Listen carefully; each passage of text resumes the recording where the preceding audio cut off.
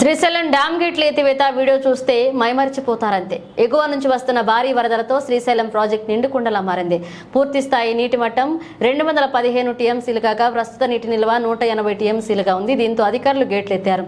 సోమవారం నుంచి గేట్లు ఎత్తేందుకు అధికారులు సన్నాహకాలు చేసి సాయంత్రం నీటిని వదిలారు. ఇప్పటికే దిగువ ప్రాంతాల ప్రజలు అప్రమత్తంగా ఉండాలని అధికారులు హెచ్చరికలు జారీ చేశారు. 4 గేట్లను దాదాపు 12 అడుగుల మేర ఎత్తివేశారు.